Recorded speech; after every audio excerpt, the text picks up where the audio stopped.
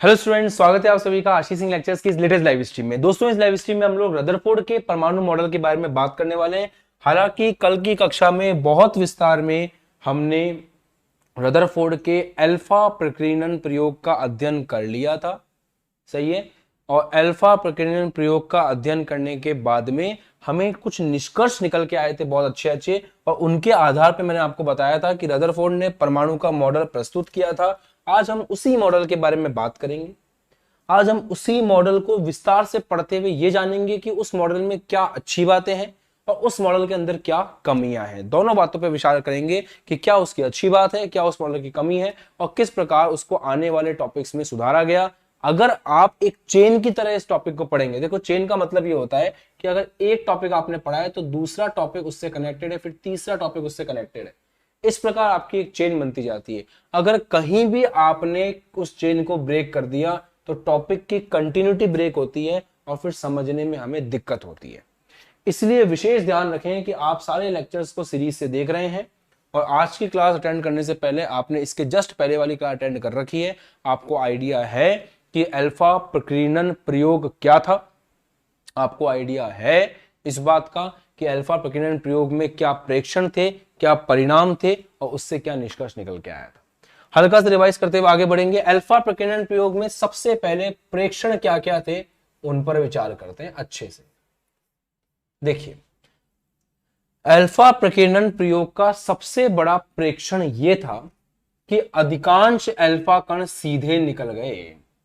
अब अधिकांश अल्फा कण सीधे निकल गए, उसका सीधा सीधा मतलब यहां पर यह है, जैसे मैं परमाणु को एक पिक्चर के रूप में लूं, ये एक परमाणु है, हमने इसको एक पिक्चर के रूप में लिया, तो इस परमाणु में से अधिकांश अल्फा कण जो हैं आपके, वो बिल्कुल सीधे निकल गए बिना डिस्टर्ब हुए, जस्ट लाइक दिस। अधिकांश अल्फा कण बिल्कुल सीधे निकल गए।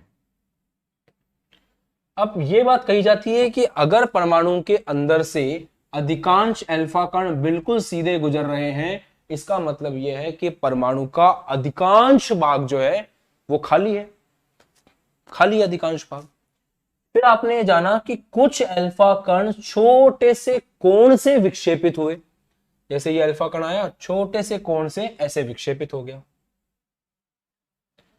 हल्के से कोण से विक्षेपिट हो गया।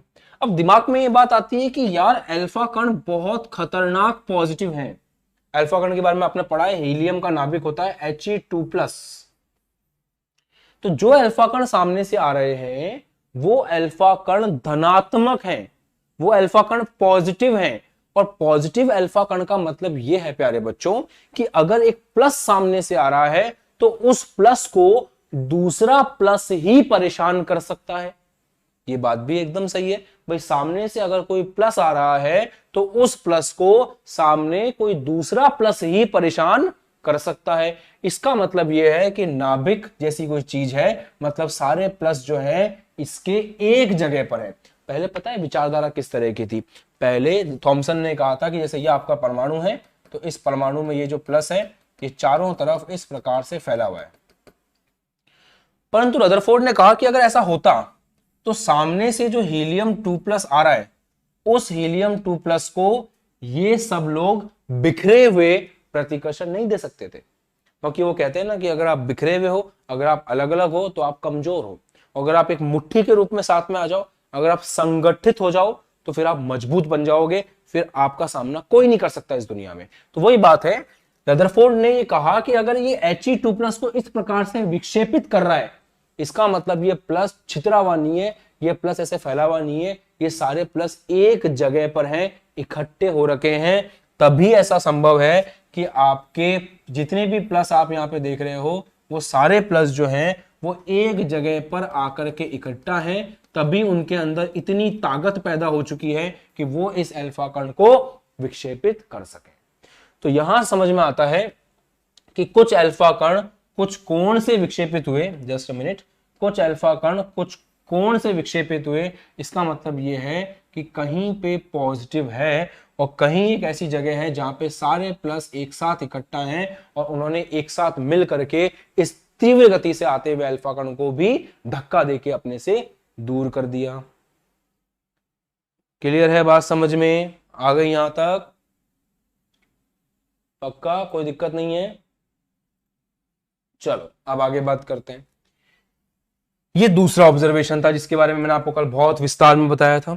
तीसरा ऑब्जर्वेशन ये था कि जो अल्फा कण बिल्कुल सामने आ गया, जो अल्फा कण बिल्कुल सामने आ गया, वो अल्फा कण वापस लौट गया। तो यहां से ये बात समझ में आती है कि भाई 20,000 में से, कुछ किताबों में लिखा है 20,000 में से एक कण वापस आया, कुछ किताबों में लिखा है 8,000 में से एक कण वापस आया, कुछ बुक्स कहती हैं 12,000 में से एक कण वापस आया। मोटी मोटी बात यह है कि बहुत बड़ी संख्या में, बहुत बड़ी संख्या में से एक कण ऐसा है वापस लौट आया। बहुत बड़ी संख्या में से एक कण वापस लौट आया।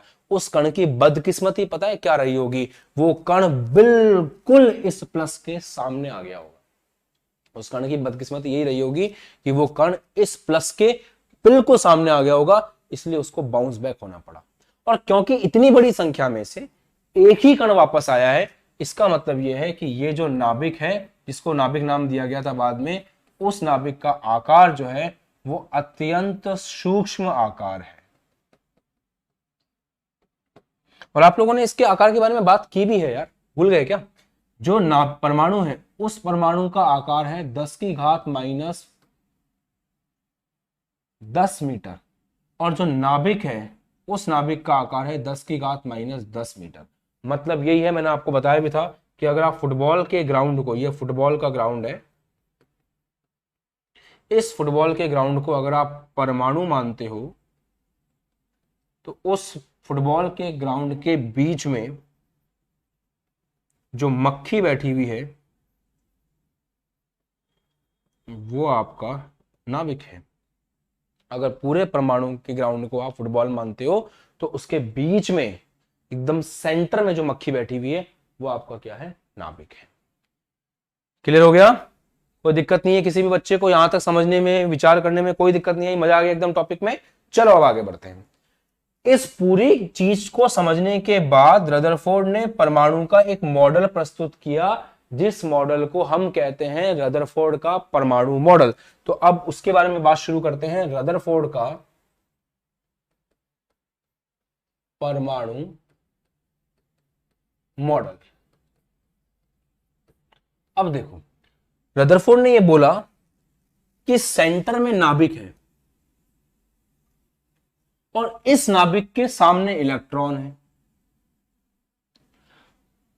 अब दुनिया में सबको पता था उस समय कि एक प्लस एक माइनस को अपनी तरफ आकर्षित करता है। ये सब जानते थे कि जो प्लस है उस प्लस की तरफ जो माइनस है वो क्या होता है? आकर्षित होता है।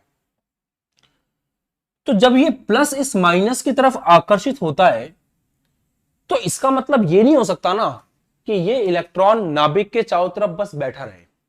क्योंकि अगर ये प्लस इस नाभिक के, अगर ये प्लस के पास में इलेक्ट्रॉन ऐसे ही बैठा रहा, तो ये नाभिक क्या करेगा? उसको अपने पास खींचेगा और अपने अंदर मिला लेगा। अगर इलेक्ट्रॉन को प्लस ने अपने अंदर मिला लिया तो परमाणु का अस्तित्व खत्म हो जाएगा। और हम जानते हैं कि परमाणु का अस्तित्व होता है। रदरफोर्ड को भी ये बात पता थी। तो रदरफोर्ड ने ये बात बोली कि भैया ये प्लस के पास में ये इलेक्ट्रॉन इसलिए नहीं जा रहा क्योंकि इलेक्ट्रॉन इस प्लस के चारों तरफ चक्कर लगाने में व्यस्त है। इसके चारों तरफ इसलिए नहीं जा रहा क्योंकि ये चक्कर लगाने में व्यस्त है। तो उसके बाद उसने ये परिकल्पना दे दी कि इलेक्ट्रॉन जो है वो नाभिक के चारों तरफ वृत्ताकार कक्षाओं में चक्कर लगाते हैं। तो रदरफोर्ड ने कितनी खूबसूरत बात बोली, आप समझें। रदरफोर्ड ने ये कहा कि अब जो इनके बीच का आकर्षण है वो इनको घुमाने में काम आ जाएगा। जैसे अगर अपन देखें तो ऐसे तो सूर्य देवता और पृथ्वी के बीच में भी आकर्षण होता है। कौन सा आकर्षण है? गुरुत्वाकर्षण। परंतु पृथ्वी सूर्य के पास नहीं जाती क्योंकि वो जो गुरुत्वाकर्षण बल है, समझो बात को बेटा, वो जो गुरुत्वाकर्षण बल है वो पास में ले जाने का काम नहीं करता। वो जो गुरुत्वाकर्षण बल है वो पृथ्वी को सूर्य के पास लेने का काम नहीं करता, वो घुमाने के काम आता है। तो इस गुरुत्वाकर्षण बल, जैसे आपने वो गेम खेला है बचपन में कि ऐसे आप अपने फ्रेंड को ऐसे पकड़ लेते हो दोनों हाथों से और फिर ऐसे गोल गोल गोल गोल घूमते हो। उस गेम में थोड़ा सा याद करो, आप जब ऐसे गोल गोल गोल घूम रहे होते हो तो आप अपने दोस्त को अपनी तरफ खींच रहे होते हो। एक्चुअल में इमेजिन करो, याद करो कि जब आप ऐसे गोल गोल अपने दोस्त के साथ में घूम रहे हो तो आप एक्चुअल में अपने दोस्त को अपनी तरफ खींच रहे होते हो, परंतु उसके बाद भी आपका दोस्त आपकी तरफ नहीं आता, क्योंकि वो जो खिंचाव है वो गोल गोल घुमाने में काम आ रहा है। तो रदरफोर्ड ने कहा कि यार ऐसा ही कुछ यहां हो रहा है कि ये माइनस को ये प्लस अपनी तरफ बुला रहा है, परंतु ये माइनस फिर भी इस प्लस के पास नहीं जाएगा, क्योंकि वो गोल गोल घूमने में काम आ रहा है। तो ये जो फोर्स है, पास बुलाने वाला फोर्स है, ये फोर्स कहां काम आ रहा है? गोल गोल घुमाने के काम आ रहा है। यहां तक बात समझ में आ गई सबके? तो रदरफोर्ड के परमाणु मॉडल का पॉइंट नंबर 1 सबसे बड़ा यही था।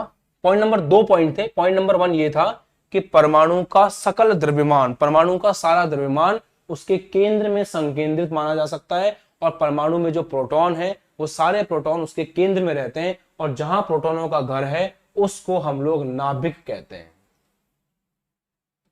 तो रदरफोर्ड ही था जिसने नाभिक का नामकरण संस्कार किया था। रदरफोर्ड ही था जिसने न्यूक्लियस नाम दिया था। फिर उसके बाद रदरफोर्ड ने पॉइंट नंबर 2 बोला, मक्खन हो गया एकदम बढ़िया। रदरफोर्ड ने पॉइंट नंबर 2 बोला, पॉइंट नंबर 2 ये था कि इलेक्ट्रॉन नाभिक के चारों तरफ वृत्ताकार कक्षाओं में चक्कर लगाते हैं। और उसने ऐसा क्यों सोचा कि चक्कर लगाते हैं, मैंने आपको समझा दिया कि भाई अगर इलेक्ट्रॉन रुका हुआ रहेगा, इलेक्ट्रॉन अगर रुका हुआ रहेगा तो खींच लेगा ना उसको नाभिक, और परमाणु का हिस्सा तो खत्म हो जाएगा। परंतु इलेक्ट्रॉन घूमता रहेगा तो वो जो बल है वो घुमाने में काम आ जाएगा, जैसे पृथ्वी सूर्य के केस में होता है। जैसे हम ऐसे गोल गोल घूमते हैं तो ऐसे होता है।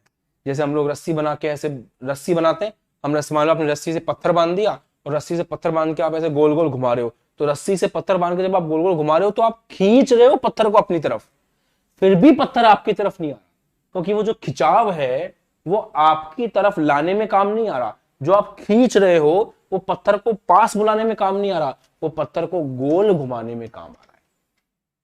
तो ये बात समझ में आती है। हालांकि फिजिक्स जब आप पढ़ोगे तो फिजिक्स के अंदर चैप्टर नंबर 4 में आप बहुत अच्छे, चैप्टर नंबर 4 और 5 में आप बहुत अच्छे से इसका अध्ययन करोगे, वृत्ताकार गति का अध्ययन करोगे, ये वहां पे आएगा अच्छे से। बट अभी फिलहाल अपन इतना ही देखते हैं। क्लियर? आगे बढ़े, चलो।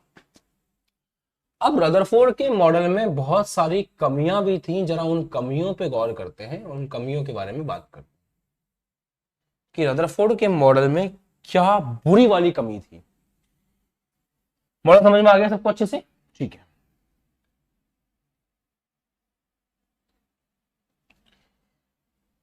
इलेक्ट्रॉन चक्कर लगा रहा है नाभिक के चारों तरफ। कौन बोला ये बात? रदरफोर्ड बोला। उस समय एक बहुत महान बंदा और था इस दुनिया में, उस महान बंदे का नाम था मैक्सवेल। आप मैक्सवेल को हल्के में नहीं ले सकते यार, मैक्सवेल को हल्के में लेने की गलती नहीं कर सकते आप, क्योंकि मैक्सवेल बहुत ही ज्यादा महान थे। मैक्सवेल, आज जितनी भी हम इलेक्ट्रिसिटी पढ़ते हैं, जितना भी हम करंट के बारे में पढ़ते हैं, जितना भी हम मैग्नेटिक फील्ड के बारे में पढ़ते हैं, ऐसा कोई टॉपिक नहीं है जो मैक्सवेल ने जिसके ऊपर काम नहीं किया हो। चार्ज, आवेश से संबंधित ऐसा कोई फील्ड नहीं है जिसमें मैक्सवेल नहीं घुसे। आवेश से संबंधित ऐसी कोई चीज नहीं है जो मैक्सवेल ने नहीं बताई हो। इसलिए मैक्सवेल को तो आप इग्नोर कर ही नहीं सकते, वो बहुत महान बंदे थे।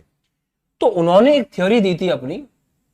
उस थ्योरी में यह था कि अगर एक आवेश त्वरित होगा, त्वरित समझते हो, पढ़ चुके हो फिजिक्स में, मैंने पढ़ा दिया है आपको।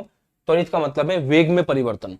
उन्होंने कहा कि अगर एक आवेश के वेग में परिवर्तन होगा, अगर एक आवेश को आपने त्वरित किया तो उससे वो आवेश विकिरण उत्पन्न करेगा।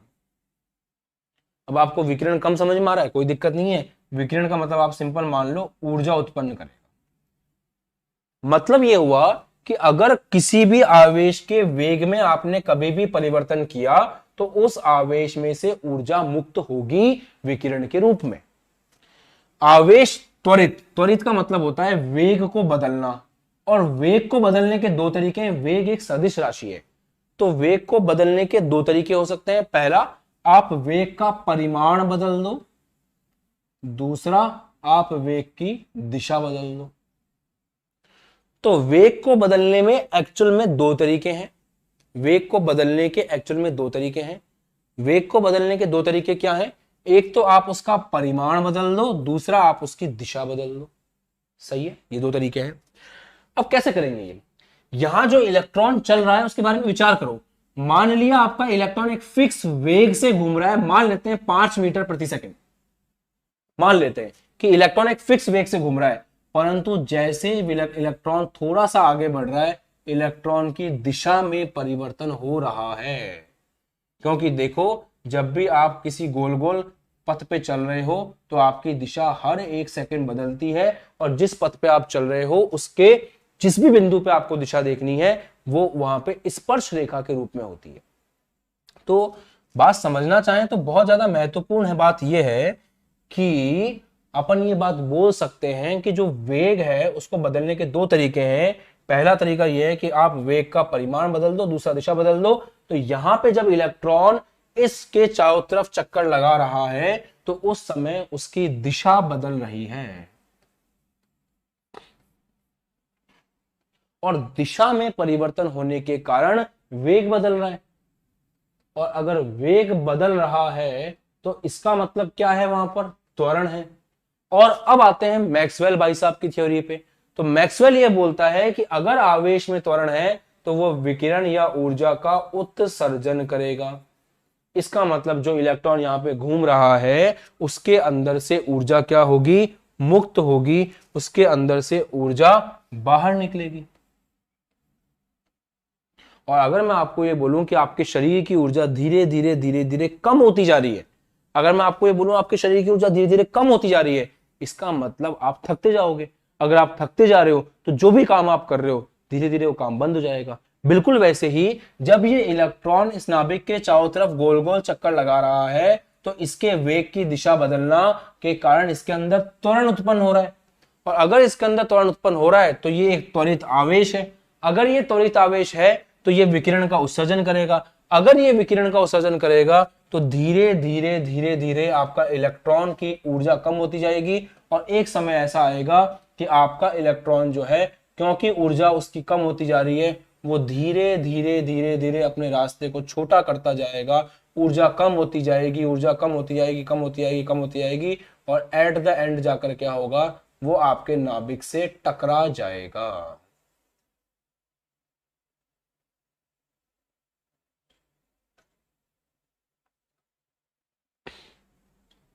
और अगर इलेक्ट्रॉन इस तरह से आपके नाभिक से जाकर के टकरा गया, अगर आपका इलेक्ट्रॉन इस तरह से नाभिक के साथ जाकर के विस्फोट कर लेगा, नाभिक के साथ जाके टकरा जाएगा, तो नाभिक खत्म हो जाएगा। मतलब नाभिक क्या, परमाणु ही खत्म हो जाएगा आपका। और परमाणु खत्म होने का मतलब है पदार्थ खत्म हो जाएगा। ये तो वही वाली बात हो गई कि इस मार्कर को मैं आज यहाँ पे रख के गया, इसके अंदर परमाणु है, उन परमाणु में ये वाली भसड़ चल रही है, इलेक्ट्रॉन की ऊर्जा कम होती जा रही है, थोड़ी देर में जाके वो नाभिक से टकरा गया और परमाणु खत्म हो गया। मतलब कल जब मैं आऊंगा तो मुझे इस नाभिक का, इस पदार्थ का आधा हिस्सा कटा हुआ मिलेगा। फिर अगले दिन आऊंगा, इस नाभिक का और इस परमाणु का और कुछ हिस्सा कटा हुआ मिलेगा। फिर अगले दिन आऊंगा, इस परमाणु का कुछ और एक हिस्सा कटा हुआ मिलेगा। फिर अगले दिन आऊंगा, इस परमाणु का और कुछ हिस्सा कटा हुआ मिलेगा, और धीरे धीरे धीरे धीरे ये गायब हो जाएगा। परंतु ऐसा नहीं होता ना यार, परमाणु स्थायी है। आज भी ये पेन है, कल भी रहेगा, परसों भी रहेगा, तरसों भी रहेगा। परंतु अगर इस थ्योरी को देखें, रदरफोर्ड की बात को हम सच मान लें, तो मैक्सवेल ने कहा कि यह गलत है। ये इलेक्ट्रॉन अगर ऐसे घूम रहा है तो त्वरित है, त्वरित आवेश विकिरण निकालता है, ऊर्जा निकालता है। और अगर आवेश ऊर्जा निकाल रहा है तो वो धीरे धीरे धीरे धीरे इलेक्ट्रॉन घूमता घूमता घूमता घूमता नाभिक से टकरा जाएगा, और अगर नाभिक से टकरा गया तो परमाणु खत्म हो जाएगा। हमने पूछा भाई रदरफोर्ड बताओ यार इसका क्या सॉल्यूशन है, आप इसको एक्सप्लेन कर सकते हो क्या? आप जो थ्योरी बता रहे हो उसके अंदर तो ये फिट नहीं बैठ रहा। तो उसके बाद रदरफोर्ड ने कहा कि यार नहीं, मैं इसको एक्सप्लेन नहीं कर सकता। तो हमने कहा ठीक है भाई साहब, आपकी थ्योरी को नहीं माना जाएगा, आपकी थ्योरी में गड़बड़ है। और हम ये जानते हैं कि परमाणु स्थायी है, परंतु आपका जो मॉडल है वो परमाणु के स्थायित्व की व्याख्या नहीं कर पा रहा। इसलिए रदरफोर्ड की सबसे बड़ी कमी यही है मॉडल की कि यह परमाणु के स्थायित्व की व्याख्या नहीं करता। इस मॉडल की सबसे बड़ी समस्या ही यह है कि यह परमाणु के स्थायित्व की व्याख्या करने में असफल रहा है। ये परमाणु की व्याख्या नहीं कर सकता। क्लियर है बात? तो अगर परमाणु की व्याख्या, हाँ परमाणु की व्याख्या अगर नहीं कर पा रहा है तो इसका मतलब क्या हो गया, परमाणु की व्याख्या नहीं कर पा रहा मतलब वो मॉडल को सही नहीं माना जाएगा।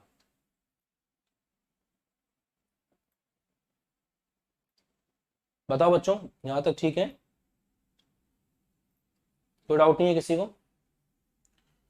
ये एक कमी थी। एक और कमी थी इसकी, दूसरी कमी समझना। अगर मैक्सवेल की थ्योरी के हिसाब से सोचें तो जब इस नाभिक के चारों तरफ इलेक्ट्रॉन ऐसे गोल गोल चक्कर लगा रहा है, तो गोल गोल चक्कर लगाते वक्त वो एक त्वरित आवेश है। और अगर एक त्वरित आवेश है तो उसके अंदर से विकिरण का क्या होना चाहिए, उत्सर्जन। अब विकिरण का जो उत्सर्जन है, देखो इलेक्ट्रॉन कोई बंदा नहीं है, इलेक्ट्रॉन एक अवपरमाणिक कण है। तो हो ये रहा है कि कभी भी अगर कोई आवेश त्वरित है तो वो ऊर्जा का उत्सर्जन सतत करता है। सतत का मतलब होता है कॉन्टिन्यूअस, कॉन्टिन्यूअस का मतलब होता है लगातार। तो अगर ये इलेक्ट्रॉन इस नाभिक के चारों तरफ घूम रहा है और अगर ये त्वरित आवेश है तो इसके अंदर से जो ऊर्जा का उत्सर्जन है वो कैसा होना चाहिए, कॉन्टिन्यूअस होना चाहिए, सतत होना चाहिए। और अगर इस ऊर्जा के निकलने को हम स्क्रीन के ऊपर लेते हैं, मतलब यहां से जो ऊर्जा निकल रही है अगर उसकी फोटोकॉपी अपन स्क्रीन के ऊपर करते हैं तो वो फोटोकॉपी एकदम सतत आनी चाहिए। जो हम फोटोकॉपी कर रहे हैं वो फोटोकॉपी एकदम कैसी आनी चाहिए, वो फोटोकॉपी एकदम सतत आनी चाहिए ऐसे। क्योंकि यहां से आपके पास जो निकल रहा है, यहां से जो आपके पास, एक सेकंड में सही से बना देता हूं इसको, ये ऐसे आनी चाहिए बिल्कुल सतत। तो यहां से जो इलेक्ट्रॉन घूमते वक्त विकिरण का उत्सर्जन कर रहा है, विकिरण के उत्सर्जन की फोटोकॉपी करें तो ऐसे सतत आनी चाहिए। सतत मतलब कॉन्टिन्यूअस। आप चेक कर सकते हैं कि यहां पे इनके बीच में कोई ब्रेक नहीं है, ये यहां से यहां तक बिल्कुल सतत है। ऐसा होना चाहिए, ऐसा होना चाहिए। परंतु होता क्या है वो समझो। होता यह है कि जब हम इसकी फोटोकॉपी करते हैं तो हमें विकिरण की ऊर्जा का जो पैटर्न है वो ऐसा दिखाई देता है, इस तरह। अब इसका पता है क्या मतलब है? इसका मतलब यह है, इलेक्ट्रॉन जब गोल गोल घूम रहा है, 8 बजे उसका मन किया, उसने ऊर्जा उत्सर्जित कर दी और यहां पे लाइन आ गई। उसके बाद उसने उत्सर्जन करना बंद कर दिया। फिर 8:15 पे फिर से उसका मन किया, उसने उत्सर्जन कर दिया, लाइन आ गई। फिर 8:15 के बाद उसका मूड चेंज हो गया और उसने उत्सर्जन करना बंद कर दिया।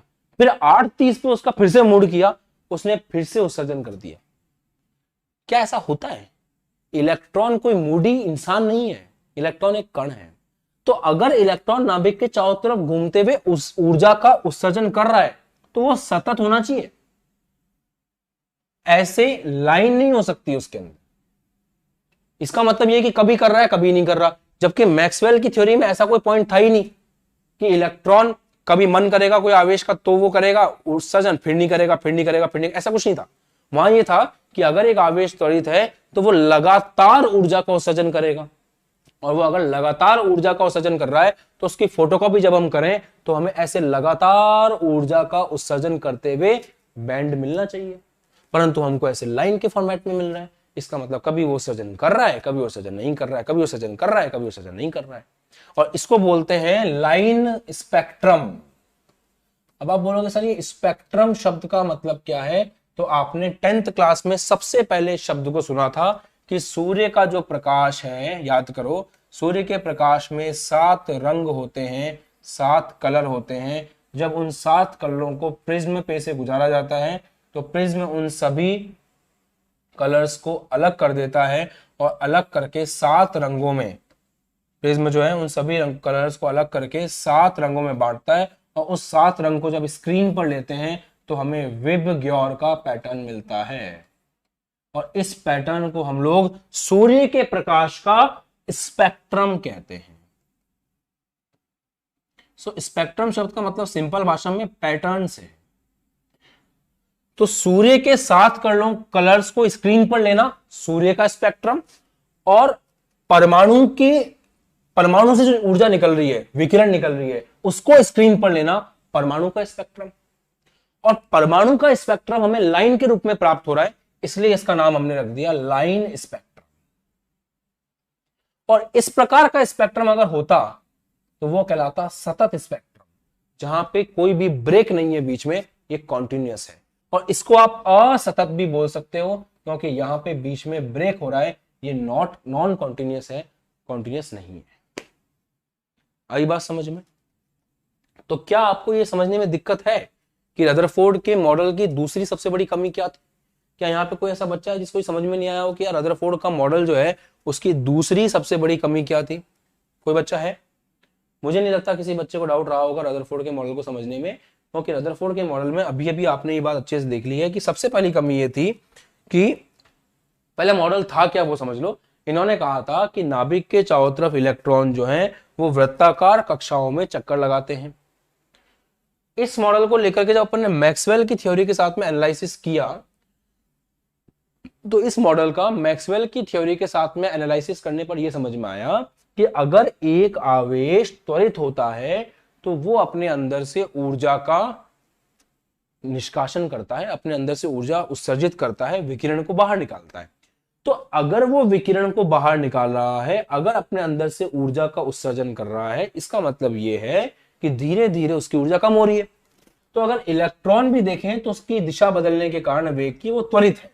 तो अगर ये इलेक्ट्रॉन त्वरित है तो इसको अपनी ऊर्जा का उत्सर्जन करना चाहिए, और धीरे धीरे अगर ऐसा होगा तो इलेक्ट्रॉन अपने रास्ते को छोटा करते करते करते करते नाभिक में जाके भिड़ जाएगा और परमाणु का स्थायित्व खराब हो जाएगा, खत्म हो जाएगा। मतलब जो वस्तु आज आपको नजर आ रही है वो वस्तु धीरे धीरे छोटी होती जाएगी। परंतु हमको बहुत ही ज्यादा अच्छे से पता है कि परमाणु स्थायी होता है ना। हम जानते हैं परमाणु स्थायी है, परमाणु के अंदर ये चीज है कि उसका स्थायित्व होता है, वो हमेशा मजबूती से टिका रहता है। मतलब ऐसा तो नहीं हो रहा। परंतु जो रदरफोर्ड ने मॉडल बताया और जो ये कहानी है वो तो मैच नहीं कर रही। दूसरी दिक्कत क्या है, अगर मैक्सवेल की थ्योरी को भी यहां अप्लाई करके अपन समझने की कोशिश करें तो भी एक समस्या आ रही है कि इलेक्ट्रॉन जब गोल गोल घूम रहा है तो लगातार उसको ऊर्जा का उत्सर्जन करना चाहिए। अगर वो लगातार ऊर्जा का उत्सर्जन कर रहा है तो उसका जो पैटर्न है वो हमें सतत प्राप्त होना चाहिए, जबकि जो पैटर्न हमें प्राप्त हो रहा है वो लाइन के रूप में हो रहा है, असतत पैटर्न मिल रहा है। और उस पैटर्न को अपन क्या बोलते हैं? उस पैटर्न को अपन बोलते हैं, क्या बोलते हैं उस पैटर्न को पता है? लाइन स्पेक्ट्रम, असतत स्पेक्ट्रम। इसकी व्याख्या वो नहीं कर पाया। फिर इसकी व्याख्या करने के लिए आगे बोर का मॉडल जो है वो आपको देखने को मिलेगा। तो अब समय आ गया है कि अपन इसकी थ्योरी को एक बार देखें अच्छे से। परमाणु मॉडल में आप लोगों ने थॉमसन के परमाणु मॉडल वगैरह को अच्छे से पढ़ लिया था। अब रदरफोर्ड के परमाणु मॉडल के बारे में हमें बात करनी है। तो रदरफोर्ड का परमाणु मॉडल के बारे में आपने काफी कुछ कल तक मैंने पढ़ा दिया था। उपयुक्त दिए गए प्रेक्षणों और परिणामों के आधार पर रदरफोर्ड ने परमाणु का मॉडल प्रस्तुत किया, और उस मॉडल के अनुसार जो भी बातें थी वो अब आप ध्यान सुनिए। परमाणु का धनावेश और अधिकांश द्रव्यमान अति अल्प क्षेत्र में केंद्रित होता है और इसे नाभिक कहते हैं। इस मॉडल के अनुसार नाभिक के चारों ओर इलेक्ट्रॉन जो है वृत्ताकार पथों में चक्कर लगाते हैं, जिन्हें कक्ष या कक्षा कहा जाता है।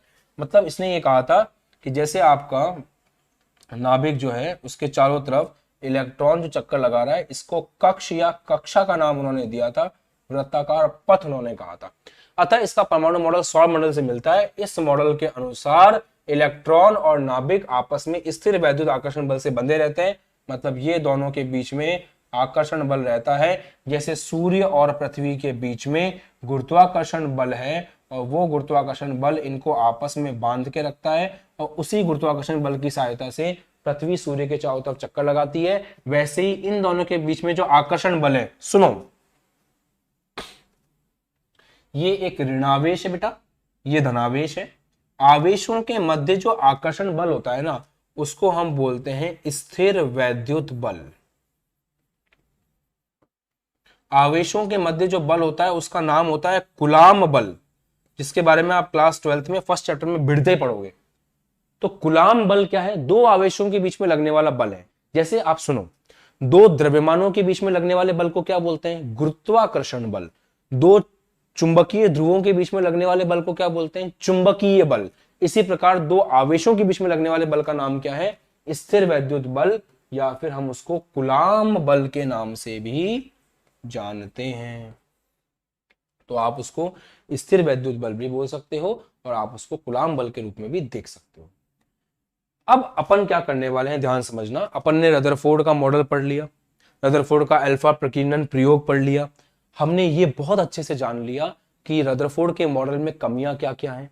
अब उन कमियों के बारे में जब अगली क्लास आएगी, जिस क्लास के अंदर हम बात करेंगे बोर के मॉडल की, वहां पे उन कमियों को हमें विस्तार से पढ़ करके दूर भी करना है।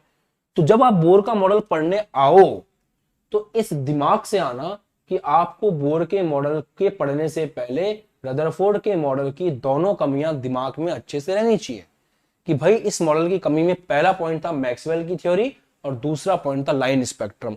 ये दोनों चीजें दिमाग में रहेंगी तो आप बोर के मॉडल को अच्छे से समझ पाओगे और बोर के मॉडल को अच्छे से पढ़ पाओगे। ठीक है, उम्मीद करता हूं आज की क्लास आपको बहुत ज्यादा अच्छे समझ में आई होगी। अब मैं बोर का मॉडल स्टार्ट नहीं कर सकता क्योंकि वो टॉपिक एक सेपरेट टॉपिक है, तो इसके बाद इस टॉपिक में पढ़ाने के लिए कुछ नहीं है। रदरफोर्ड के मॉडल, रदरफोर्ड का अल्फा प्रकीर्णन प्रयोग आपने पूरा पढ़ लिया, उससे बना हुआ मॉडल आपने पूरा पढ़ लिया, उस मॉडल की कमियां आपने पूरी पढ़ ली। अब समय आएगा जिसमें आपको बोर के मॉडल की शुरुआत करनी है। वो जो सेक्शन है वो आज शुरू नहीं कर सकता मैं, क्योंकि वो एक बिल्कुल सेपरेट सेक्शन है। तो हम क्लास को यहीं पे एंड कर रहे हैं। आप यहां तक का रिवीजन करके रखें। जितने बच्चे लाइव क्लास में आ रहे हैं सभी को कमेंट करना है और आज रदरफोर्ड के मॉडल की कमियां कमेंट सेक्शन में लिखनी है। जिन भी बच्चों ने मोमेंटम बैच ज्वाइन कर रखा है उनकी आज फिजिक्स की एक्सक्लूसिव क्लास है, जिसके अंदर आपको ग्राफ से संबंधित चीजें पढ़ाई जाएंगी। उसका लिंक आपको अनाउंसमेंट में मिल गया होगा, नहीं मिला है तो अभी भी समय है, आधा घंटा है। आप हमारे कॉन्टैक्ट नंबर पे कॉल कर सकते हैं, पूछ सकते हैं उस क्लास का लिंक कहां पर है। उस क्लास में आप सभी को आना है क्योंकि वो क्लास आप ही के लिए है। लाइव क्लास के बाद में वो लिंक एक्सपायर हो जाता है, तो आपको उस क्लास को जरूर से अटेंड करना है। और जिस भी बच्चे ने अभी तक मोमेंटम बैच ज्वाइन नहीं कर रखा है, नीचे नंबर पे कॉल करिए, बात कीजिए, व्हाट्सएप पे मैसेज कीजिए, आपको जानकारी मिलेगी। आपको अपना बैच ज्वाइन करना है ताकि ऐसी ही एक्सक्लूसिव क्लासेस आपको मिलती रहें। तो इसको रिवाइज करके रखना, कमेंट करके रखना, व्हाट्सएप ग्रुप पे इस वीडियो को शेयर कर दो, अपने स्टेटस पे लगा लो ताकि और बच्चों तक पहुंचे। चैनल को सब्सक्राइब कर लो और लाइक किए बिना नहीं जाना है। उम्मीद करता हूं टॉपिक आपको अच्छा लगा है, मस्त मजा आया है आपको। तो ये सब काम करने हैं। मिलते हैं आपसे अगली क्लास में। बाय बाय, जय हिंद, टेक केयर।